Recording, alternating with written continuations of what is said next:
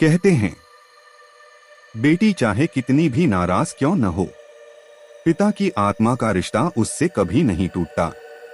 लेकिन जब कोई बेटी अपने पिता का श्राद्ध तक करने से इनकार कर दे तो वो पिता चैन से नहीं सो पाता। हाँ, यह कहानी है एक ऐसी बेटी की जिसके फैसले ने पूरे गांव पर भूत का साया ला दिया।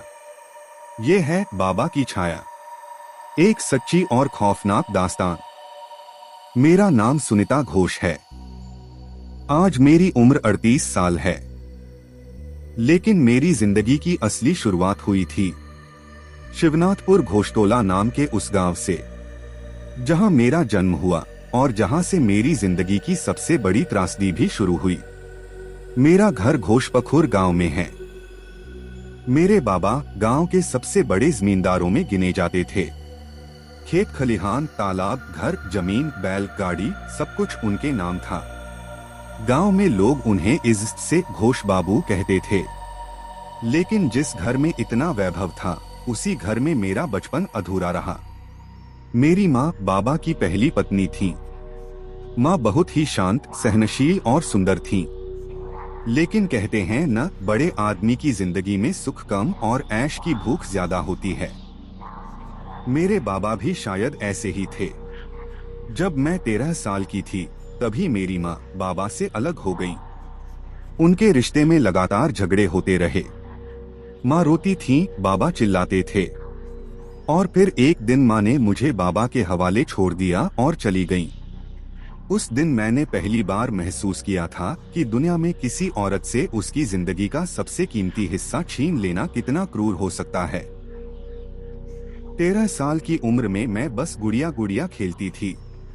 लेकिन मेरे बाबा को लगता था कि लड़की का बोझ घर पर नहीं रखना चाहिए।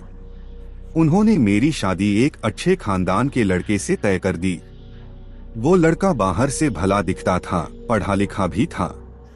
लेकिन शादी के बाद पता चला कि शराब उसकी कमजोरी थी। पहले तो वो छुपकर पीता था, फिर खुलकर पीने लगा। उसकी आंखें लाल हो जाती, गुस्सा आग की तरह भड़कता, और फिर घर की दीवारों में सिर्फ मेरे चीखने की गूंज भर जाती। फिर भी मैंने सोचा, यही मेरा भाग्य है।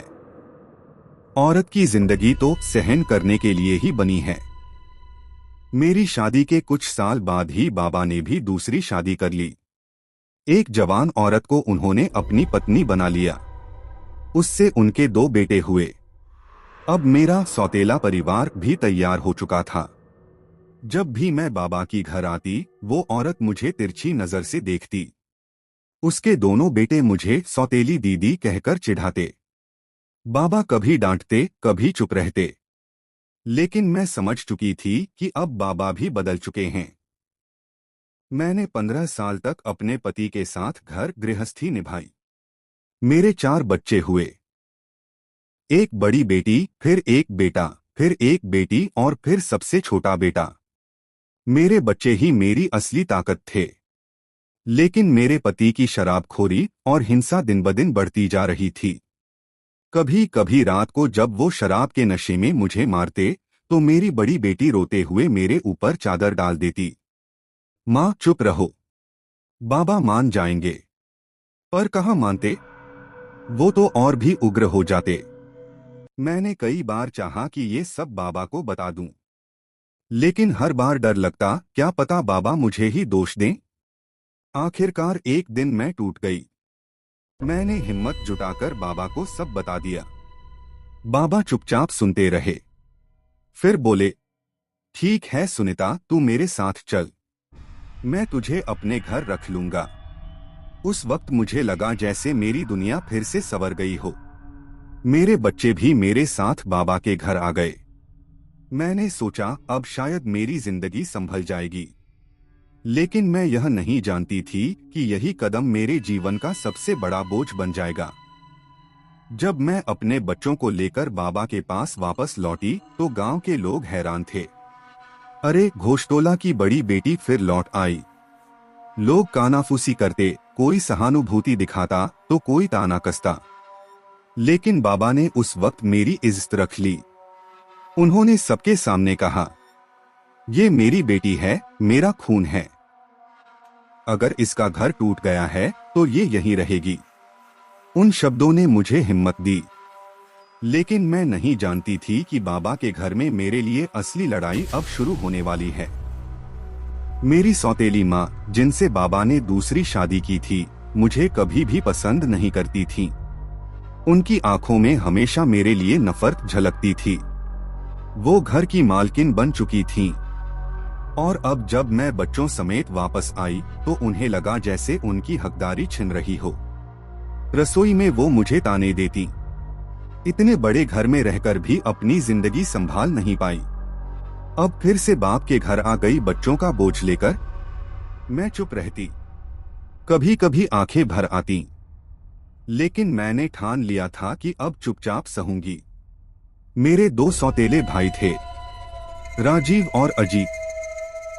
दोनों मुझसे छोटे थे, पर उनके दिल में मेरे लिए कोई सम्मान नहीं था। वो मेरी बेटियों को चिढ़ाते, देखो सौतेली दीदी की औलाद आ गई गांव में खेलने।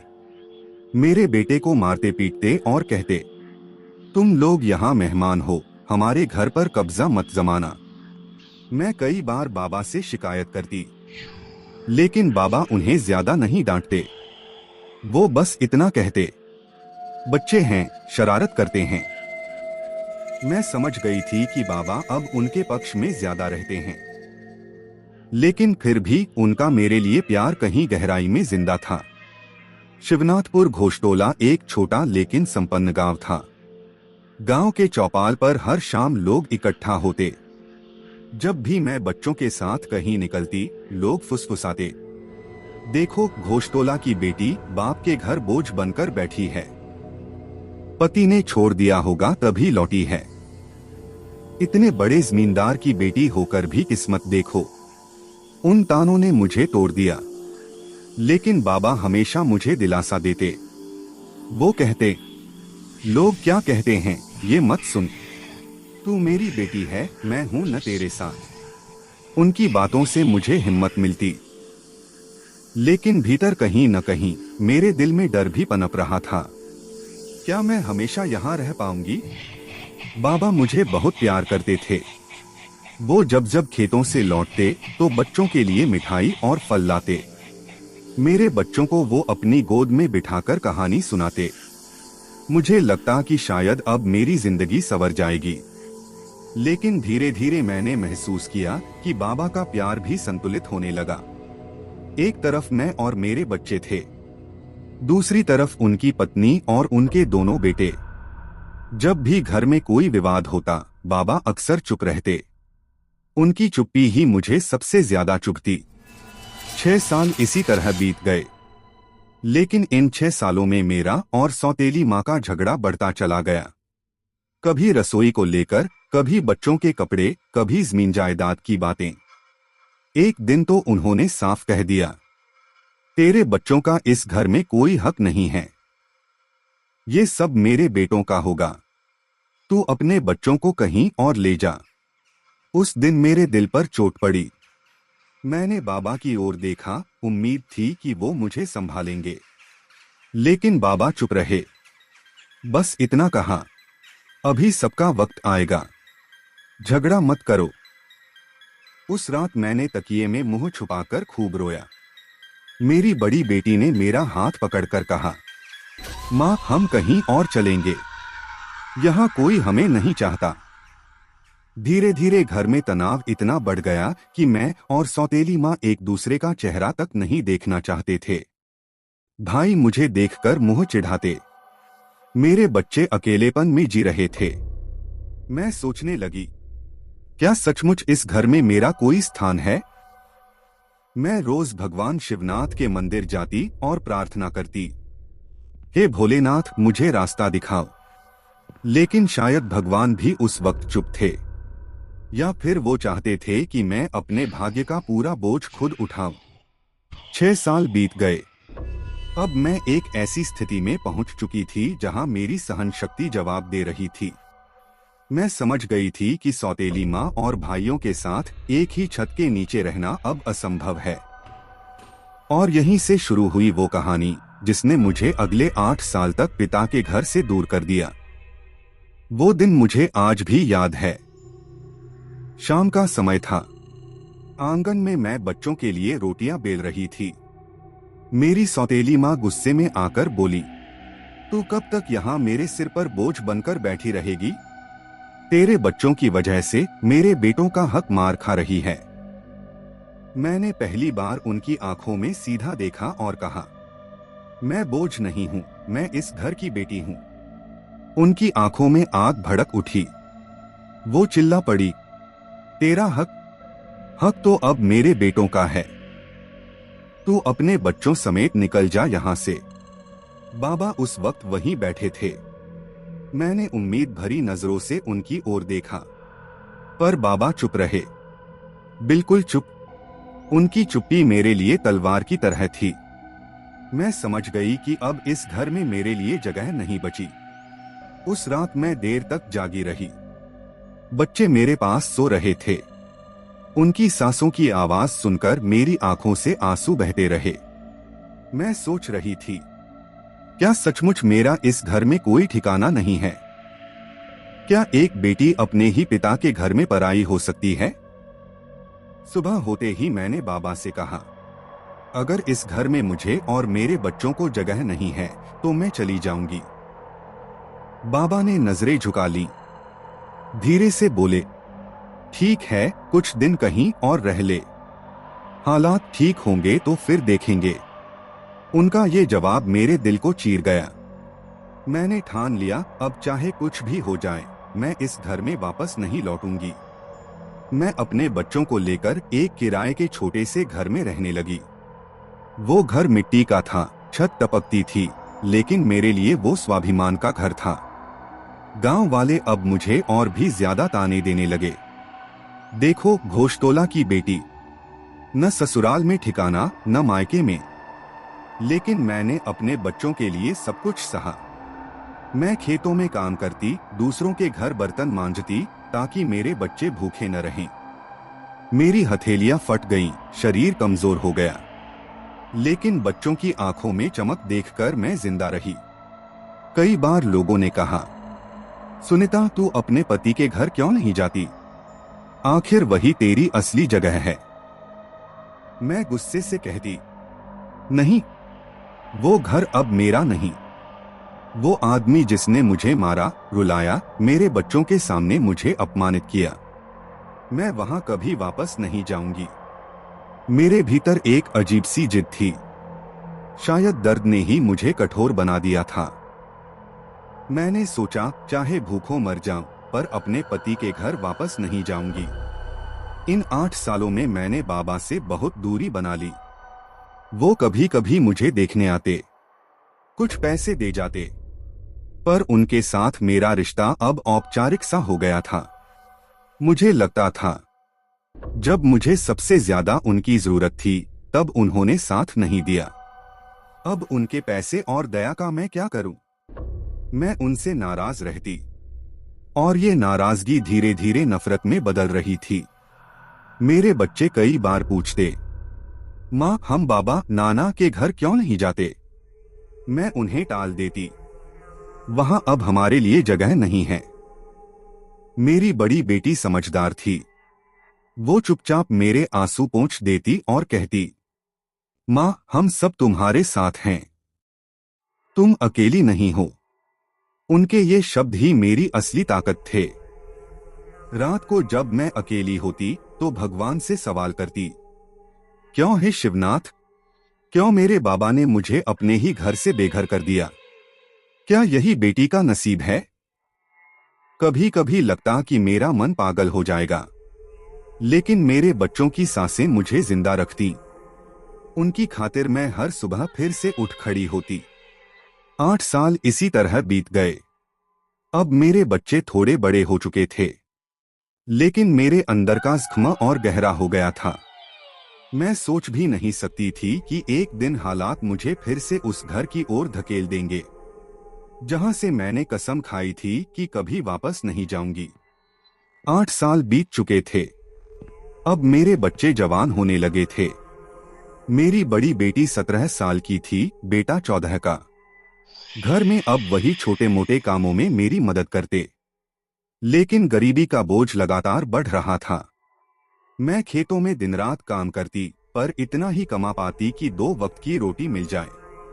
कई बार बच्चों के पेट आधे भरे रह जाते। गांव के लोग धीरे धीरे मेरे बच्चों से भी कटने लगे।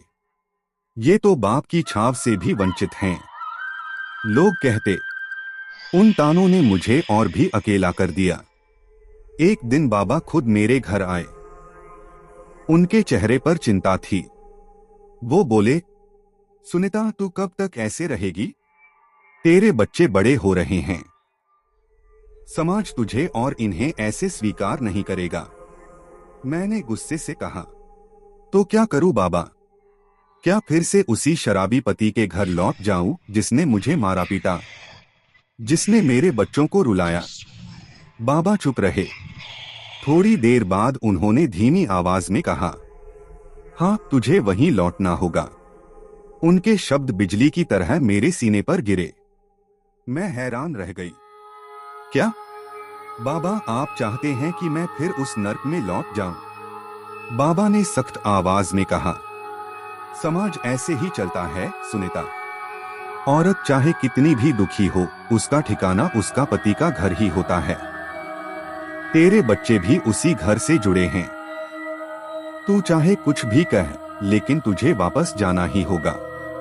मैं रोने लगी। बाबा, आप तो मेरे अपने हैं। अगर आप भी मुझे वापस भेज देंगे तो मेरा सहारा कौन बनेगा? बाबा की आंखों में कठोरता थी। शायद वो अपनी इज्जत के बारे में सोच रहे थे। गांव में लोग उनके पीछे बातें बनाते थे। घोषटोला का नाम डुबा दिया बेटी ने। उनके लिए समाज की इज्जत मेरी पीड़ा से बड़ी थी। मेरे बच्चे भी डर गए। बड़ी बेटी ने कहा, माँ, अगर नाना कह रहे हैं तो शायद यही ठीक होगा। शायद बाबा मेरे पति बदल गए हों। मैं जानती थी कि वो नहीं बदले होंगे, लेकिन बच्चों की आंखों में डर और असमंजस देखकर मैं चुप रह गई। मैं सोच रही थी, क्या सचमुच मेरे पास कोई और रास्ता नहीं है? क्या मैं हमेशा किसी न किसी की मजबूरी में जीती रहूंगी? आखिरकार बाबा की जिद और समाज के दबाव के सामने मुझे झुकना पड़ा। मैंने आंसू पोंछकर कहा, ठीक है बाबा, मैं लौट जाऊंगी। बाबा ने राहत की सांस ली। उन्होंने मुझे कुछ पैसे दिए और बोले, जा घर बसा ले, यही तेरी किस्मत है। उनकी बात सुनकर मेरा दिल टूट गया। मैं सोच रही थी, क्या सचमुच बेटी के लिए पिता का दिल इतना कठोर हो सकता है? जब मैं बच्चों को लेकर अपने पति के घर लौटी तो पूरा मोहल्ला हैरान था। लोग फुसफुसाने लगे, अरे देखो, वो औरत फिर से लौट आई अपने शराबी पति के पास। मेरे पति ने मुझे देखकर पहले तो ताना मारा, इतने साल कहाँ थी, अब क्यों लौटी? लेकिन बाबा ने शायद उनसे बात की थी, इसलिए उन्होंने मुझे वापस स्वीकार कर लिया। पर उनका स्वभाव वही था। शराब की आदत अभी भी थी। बस इतना फर्क आया था कि अब वो मुझे कम मारते। शायद बच्चों की वजह से। मैं ऊपर से चुप हो गई थी, पर अंदर ही अंदर मैं बाबा से बेहद नाराज थी। जब मुझे सबसे ज्यादा उनकी जरूरत थी, उन्होंने मुझे अकेला छोड़ दिया। अब जब मैंने खुद को संभाल लिया तो उन्होंने मुझे फिर उसी नर्क में धकेल दिया। ये सोचकर मेरे मन में बाबा के लिए कटुता भर गई। मैं उनसे मिलने भी कम ही जाती। उनसे बात करते वक्त मेरे शब्दों में तल्खी आ जाती। बाबा समझते थे कि मैं गुस्से में हूँ, पर शायद वो नहीं समझ पाए कि मेरे दिल का घाव कितना गहरा हो चुका है। मैंने मजबूरी में अपने पति के घर रहना शुरू कर दिया, लेकिन मेरे दिल में बाबा के लिए जो जगह थी वो धीरे धीरे खाली होती जा रही थी। मैं उनसे दूर होती जा रही थी और मुझे नहीं पता था कि आने वाले सालों में यही दूरी एक ऐसे तूफान को जन्म देगी जिससे मेरा पूरा जीवन बदल जाएगा। पति के घर लौटने के बाद मेरी जिंदगी बस समझौते का दूसरा नाम बन गई थी। मेरे पति अब भी शराब पीते थे। हाँ, फर्क इतना था कि अब वो कम झगड़ते, क्योंकि बच्चे बड़े हो गए थे और उनका डर थोड़ा बहुत असर करता था। मैं घर का काम करती, बच्चों की देखभाल करती और चुपचाप अपना जीवन काट रही थी। लेकिन मेरा दिल हमेशा बाबा के लिए भरा रहता था। हर बार जब उनका नाम सुनती तो दिल में गुस्सा और दर्द दोनों उमड़ते। मैं बहुत कम ही बाबा से मिलने जाती। कभी कभी गांव में त्योहार होता तो उनसे टकराव हो जाता। वो मुझे देखकर कहते, सुनीता, तेरा मुंह क्यों इतना कठोर हो गया है? तू मुझसे नाराज है? मैं चुप रहती। अंदर से कहती, आपने ही तो मुझे मजबूर किया बाबा। जब मैं आपके घर में रहना चाहती थी, आपने मुझे निकाल दिया। और जब मैंने अपने पैरों पर खड़ा होना सीख लिया, तो आपने मुझे उसी आदमी के घर धकेल दिया जिसने मेरी जिंदगी नरक बना दी थी। मैं ये सब जुबान पर नहीं ला पाती, लेकिन मेरी आंखें सब कह देती थीं। समय बीतता गया। अब बाबा बूढ़े हो चुके थे। उनके बाल सफेद हो गए, शरीर कमजोर हो गया। गांव में लोग कहते, अब घोषतोला का शेर भी ढल गया है। लेकिन मेरे लिए वो शेर नहीं रहे थे। मेरे लिए वो बस एक ऐसे पिता थे जिन्होंने अपनी बेटी को बार बार पराया कर दिया था। एक दिन खबर आई कि बाबा बहुत बीमार हो गए हैं। उनके पैर काम करना बंद कर रहे थे, सांस लेने में तकलीफ थी। गांव वाले, रिश्तेदार सब उन्हें देखने आने लगे। मेरी सौतेली माँ और भाई उनके पास दिन रात रहते। मुझे भी बुलावा भेजा गया, लेकिन मैंने साफ कह दिया, मैं नहीं जाऊंगी। लोगों ने मुझे समझाया, बेटी होकर तू अपने पिता को आखिरी बार नहीं देखेगी? मैंने ठंडी आवाज में जवाब दिया, जब उन्होंने मुझे जिंदा रहते घर से बेघर कर दिया, तो मैं मरते वक्त उनकी चौखट क्यों पार करूं? कुछ दिनों बाद खबर आई, बाबा चल बसे। गांव में मातम छा गया। घोषतोला का बड़ा नाम अब मिट्टी में मिल चुका था। मेरे भाई और सौतेली माँ रो रो कर बेहाल थे। गांव के लोग दौड़कर वहां पहुंचे। हर कोई कह रहा था, बाबा बहुत बड़े आदमी थे, उनका जाना गांव के लिए बड़ा नुकसान है। लेकिन मैं अपने कमरे में बैठी रही। मेरे बच्चे मुझे देख रहे थे। मेरी आंखों में आंसू तक नहीं थे। मेरी बड़ी बेटी बोली, माँ चलो नाना को आखिरी बार देख लेते हैं। मैंने उसकी तरफ देखा और कहा, नहीं, वो मेरे लिए नाना नहीं रहे। उन्होंने मुझे बेटी मानना तब छोड़ दिया था जब मुझे अपने ही घर से निकाल दिया था। अब मैं उनके लिए आंसू नहीं बहाऊंगी। बच्चों ने मुझे और नहीं समझाया, लेकिन मेरे दिल में कहीं न कहीं हल्का सा कंपन हुआ। क्या मैंने सही किया? क्या सचमुच बाबा को आखिरी बार न देखकर मैंने गलती की? मेरी बड़ी बेटी बोली, माँ चलो नाना को आखिरी बार देख लेते हैं। मैंने उसकी तरफ देखा और कहा, नहीं, वो मेरे लिए नाना नहीं रहे। उन्होंने मुझे बेटी मानना तब छोड़ दिया था जब मुझे अपने ही घर से निकाल दिया था। अब मैं उनके लिए आंसू नहीं बहाऊंगी। बच्चों ने मुझे और नहीं समझाया, लेकिन मेरे दिल में कहीं न कहीं हल्का सा कंपन हुआ। क्या मैंने सही किया? क्या सचमुच बाबा को आखिरी बार न देखकर मैंने गलती की? बाबा के चले जाने के बाद भी मैं उनके घर नहीं गई। उनकी चिता जली, श्राद्ध हुआ, लेकिन उस सब में मेरी कोई भूमिका नहीं थी। मैंने खुद को समझाया, अब मैं आजाद हूँ। अब मुझे कोई जिम्मेदारी नहीं निभानी। अब मुझे अपने बच्चों के साथ अपनी दुनिया बनानी है।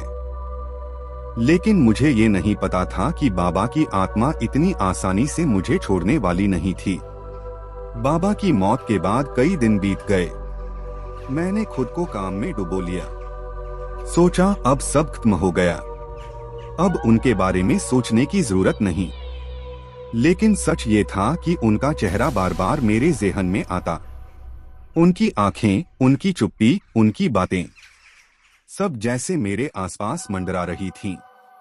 रात को जब बच्चे सो जाते तो मुझे अजीब सी बेचैनी होती। लगता जैसे कोई दीवार के उस पार खड़ा मुझे देख रहा है। एक रात मैं नींद में थी। अचानक लगा कि कोई मेरे कान के पास फुसफुसा रहा है, सुनीता, तू मुझे छोड़कर क्यों चली गई? आखिरी वक्त क्यों नहीं आई? मैं घबराकर उठ बैठी। कमरे में अंधेरा था। बच्चे गहरी नींद में सो रहे थे, लेकिन मेरी रीढ़ की हड्डी में ठंडक दौड़ गई। मैंने सोचा शायद सपना देखा होगा, लेकिन दिल मान नहीं रहा था। उसके बाद से घर में अजीब घटनाएं शुरू हो गईं। कभी रसोई में बर्तन अपने आप खनकते, कभी दरवाजा रात को खुद ब खुद खुल जाता, कभी बच्चों के खिलौने अपने आप इधर उधर गिर जाते। बच्चे डरकर मेरे पास भाग आते, माँ घर में कोई है। मैं उन्हें सीने से लगाकर कहती, नहीं बेटा, ये हवा होगी। लेकिन भीतर से मुझे पता था ये हवा नहीं है। एक रात मैंने साफ देखा, आंगन में चांदनी फैली थी। मैंने खिड़की से झांका और वहां बाबा की आकृति खड़ी थी। सफेद धोती, झुकी कमर, लेकिन आंखें लाल अंगारे जैसी। वो सीधे मेरी तरफ देख रहे थे। मेरे मुंह से आवाज तक नहीं निकली। मैंने आंखें मलकर फिर देखा। वो गायब हो चुके थे, लेकिन जमीन पर गीले पैरों के निशान थे, जो धीरे धीरे मिट्टी में समा रहे थे। कुछ दिनों बाद मेरी बड़ी बेटी ने कहा, माँ कल रात मैंने सपने में नाना को देखा। वो कह रहे थे मेरी बेटी ने मेरा श्राद्ध नहीं किया। मैं भूखा हूँ, मैं भटक रहा हूँ। मैं सन्न रह गई। बच्चे इतने छोटे थे, वो ऐसी बातें बना नहीं सकते थे। मैंने महसूस किया बाबा की आत्मा सचमुच बेचैन है और वो मुझसे जवाब मांग रही है। अब मुझे रात को नींद नहीं आती थी। जैसे ही आंखें बंद करती, बाबा का चेहरा सामने आ जाता। उनकी आंखों में गुस्सा और शिकायत दोनों होते। मैं अपने आप से कहती, क्या मैंने गलती की? क्या मुझे बाबा को आखिरी बार देखना चाहिए था? क्या मुझे उनका श्राद्ध करना चाहिए था? लेकिन फिर जिद बोल उठती, नहीं, उन्होंने ही तो मुझे घर से निकाला था, उन्होंने ही मुझे मजबूर किया था, तो अब मैं क्यों उनका श्राद्ध करूं? दिल और दिमाग की ये लड़ाई मुझे तोड़ने लगी। धीरे धीरे पूरे गांव में बातें फैलने लगी। लोग कहते, घोषटोला में अजीब घटनाएं हो रही हैं। बाबा की आत्मा अभी भी घर में घूम रही है, क्योंकि उनकी बेटी ने उनका श्राद्ध नहीं किया। ये सुनकर मैं और भी बेचैन हो गई। हर कोई मुझे ही दोष देने लगा। बेटी होकर भी पिता का कर्तव्य पूरा नहीं किया। एक रात तो हद हो गई। आधी रात को मेरे कमरे का दरवाजा अपने आप खुल गया। तेज हवा चली और मैंने साफ सुना, सुनीता, श्राद्ध कर, वरना तुझे चैन नहीं मिलेगा। मेरे बच्चे चीख पड़े। मैं उन्हें सीने से लगाकर रोने लगी। मेरी आत्मा कांप उठी। अब मुझे समझ आ गया था, ये बाबा की आत्मा है। वो मुझसे श्राद्ध की गुहार लगा रहे हैं। सुबह का समय था। सूरज की रोशनी शिवनाथपुर घोषटोला में फैली थी, लेकिन माहौल अब भी भारी था। गांव के पुजारी मेरे आंगन में आए और बोले, आज सब तैयार करो बेटी, आज तेरे पिता को शांति मिलेगी। मैंने कांपते हाथों से पूजा की सामग्री जुटाई। धान के पत्ते, तिल, घी, पवित्र जल, पिंडदान के लिए चावल। हर चीज देखते ही मेरी आंखें भर आती। बच्चे भी पास खड़े थे। उनके चेहरे पर डर और उम्मीद दोनों झलक रहे थे। जब खबर फैली कि मैं बाबा का श्राद्ध कर रही हूं, तो पूरा गांव इकट्ठा हो गया।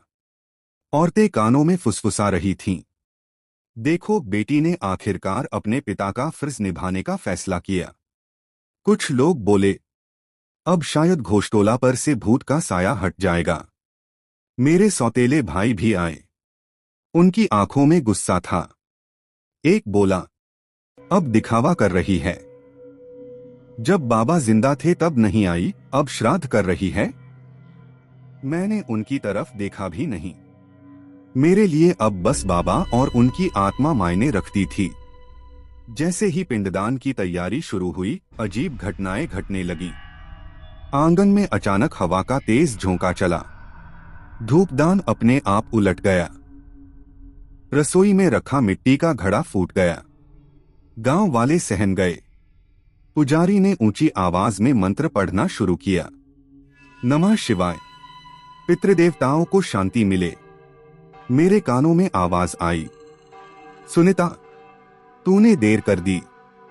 मैं भूखा हूं। मैं कांप उठी।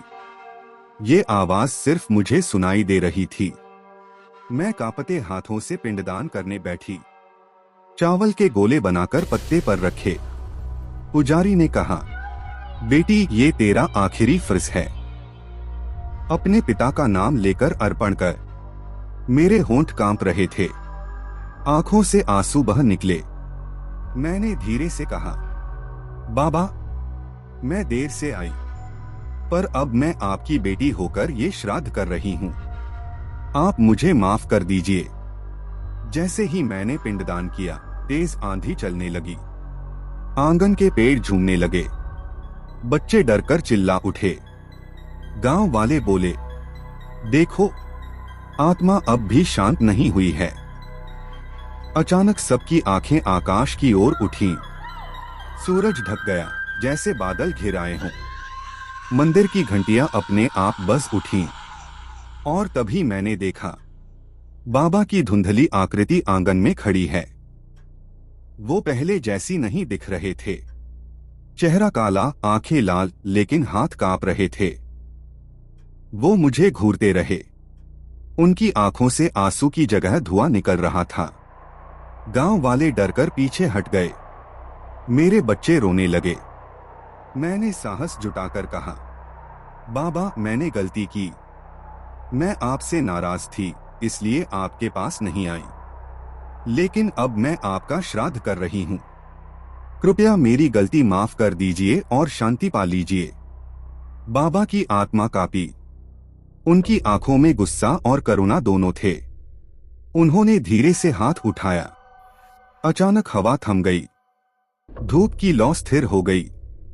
और मैंने सुना, मेरी बेटी, अब तूने मेरा कर्तव्य निभा दिया। अब मैं मुक्त हो रहा हूं। उनकी आकृति धीरे धीरे धुएं में बदल गई और फिर गायब हो गई। जैसे ही आत्मा गायब हुई, आंगन में एक अद्भुत शांति छा गई। हवा में अब कोई डर नहीं था। मुझे लगा जैसे किसी ने मेरे सीने से भारी बोझ उतार दिया हो। गांव वाले बोले, आखिरकार आत्मा को शांति मिल गई। अब घोषटोला पर कोई साया नहीं रहेगा। मेरे बच्चे दौड़कर मुझे गले लगा लिए। उनकी आंखों में अब पहली बार राहत थी। श्राद्ध पूरा होने के बाद मैं देर तक आंगन में बैठी रही। आंखों से आंसू रुकने का नाम नहीं ले रहे थे। मैंने मन ही मन कहा, बाबा, मैंने आपको बहुत देर से समझा, लेकिन अब आप जहां भी हों, खुश रहिए। आपकी आत्मा को शांति मिले। उस दिन के बाद से मैंने पहली बार अपने भीतर सुकून महसूस किया। श्राद्ध की उस रात के बाद गांव का माहौल बिल्कुल बदल गया। जो घर कई दिनों से सन्नाटे और अजीब घटनाओं से भरा था, वो अब शांत लगने लगा। न दरवाजे अपने आप खुलते, न बर्तन खनकते, न कोई डरावनी फुसफुसाहट सुनाई देती। गांव वाले हैरान थे। सब कहते, देखा, बेटी ने अपना धर्म निभाया तो आत्मा को मुक्ति मिल गई। अब गांव वाले मुझे पहले की तरह ताने नहीं मारते थे, बल्कि लोग इज्जत से कहते, यही है असली बेटी, जिसने गलती मानकर पिता का श्राद्ध किया और उनकी आत्मा को शांति दी। लेकिन मुझे इन बातों से न इज्जत की खुशी थी, न तानों का डर। मेरे लिए अब सबसे बड़ा सुकून ये था कि बाबा की आत्मा अब भटक नहीं रही। मेरे बच्चे अब पहले की तरह डरे समय नहीं रहते थे। रात को चैन से सो जाते। उनके चेहरों पर मुस्कान लौट आई थी। मेरी बड़ी बेटी ने एक दिन कहा, माँ, अब नाना हमें सपनों में नहीं आते। अब घर में अजीब आवाजें भी नहीं होती। मुझे लगता है नाना अब खुश हैं। उसकी बात सुनकर मेरी आंखें भर आईं। मैंने उसके सिर पर हाथ फेरते हुए सोचा, हाँ बेटा, अब नाना खुश हैं। और शायद पहली बार मैं भी थोड़ी खुश हूँ। श्राद्ध के बाद मेरे अंदर भी एक बड़ा बदलाव आया। पहले मैं हमेशा बाबा को लेकर गुस्से में रहती थी। उनकी चुप्पी, उनकी कठोरता मुझे जलाती थी। लेकिन अब मुझे समझ आया, शायद वो भी हालात के शिकार थे। शायद वो भी समाज की इज्जत, परिवार के दबाव और अपनी जिम्मेदारियों में उलझकर मुझे खो बैठे। हो सकता है उन्होंने मुझे दुख दिया हो, पर उनके मन में मेरे लिए प्यार कभी मरा नहीं था। श्राद्ध के 2 दिन बाद की बात है। मैं रात को आंगन में बैठी थी। चांद की रोशनी फैली हुई थी। अचानक मुझे लगा कि बाबा सामने खड़े हैं। इस बार उनका चेहरा शांत था, आंखों में कोई गुस्सा नहीं। वो मुस्कुराए और धीरे से कहा, मेरी बेटी, अब मैं सचमुच मुक्त हूं। तेरे आंसू और तेरे श्राद्ध ने मुझे शांति दी। अब तू अपने बच्चों के साथ चैन से जी। मैं रो पड़ी, हाथ जोड़कर बोली, बाबा मुझे माफ कर दीजिए। जहां भी रहें खुश रहें। और फिर वो धीरे धीरे धुंधली रोशनी में विलीन हो गए। उस दिन के बाद मैंने कभी उनकी आत्मा को नहीं देखा। अब मेरी जिंदगी में डर की जगह सुकून था। हाँ, पति की शराबखोरी और समाज की मुश्किलें अभी भी थीं, लेकिन मेरे दिल में एक बोझ उतर चुका था। मैंने अपने बच्चों को समझाया, बच्चों, कभी भी माँ बाप से गुस्सा मत करना। उनकी कमियां हो सकती हैं, लेकिन आखिरकार वही हमारी जड़ें हैं। अगर जड़ें कट जाए तो पेड़ कभी फल फूल नहीं सकता। बच्चों ने सिर हिलाकर मेरी बात मान ली। शिवनाथपुर घोषटोला अब फिर से अपने पुराने रूप में लौट आया। लोग अब रात को बिना डर के खेतों में जाते, तालाब में बच्चे खेलते, औरतें फिर से घर के आंगन में गाना गाती। सब कहते, सुनीता ने अपने पिता को शांति दी, इसलिए गांव भी शांत हो गया। अब जब मैं पीछे मुड़कर देखती हूँ तो सोचती हूँ, अगर मैंने जिद छोड़कर पहले ही बाबा का श्राद्ध कर दिया होता तो शायद इतने सालों तक उनकी आत्मा और मेरा मन दोनों नहीं भटकते। लेकिन शायद किस्मत को यही मंजूर था। कभी कभी देर से ही सही, इंसान अपने कर्तव्य को समझ ले, यही बहुत है। आज मेरी उम्र 38 साल है। मेरे बाबा अब इस दुनिया में नहीं हैं, पर उनकी छाया हमेशा मेरे साथ है। जब भी मैं शिवनाथपुर घोषटोला की गलियों से गुजरती हूँ तो लगता है बाबा कहीं न कहीं मुझे देख रहे हैं, मुस्कुरा रहे हैं और कह रहे हैं, अब मेरी बेटी भी शांत है और मैं भी। तो दोस्तों, ये थी बाबा की छाया की सच्ची और डरावनी दास्तान। क्या आपने कभी सोचा है, अगर आप भी अपने माँ बाप की आखिरी रस्मों को पूरा न करें तो उनकी आत्मा चैन से सो पाएगी या वो भी लौट आएंगे जवाब मांगने? अगर आपको ये कहानी दिल को छू गई तो हमें कमेंट में जरूर बताइए कि आप इस हालात में क्या करते। और हाँ, कहानी अच्छी लगी हो तो लाइक करें, अपने दोस्तों के साथ शेयर करें और ऐसी ही डरावनी कहानियां सुनने के लिए हमारे चैनल को सब्सक्राइब करना बिल्कुल मत भूलिएगा। हम फिर मिलेंगे एक और डरावनी सच्ची कहानी के साथ।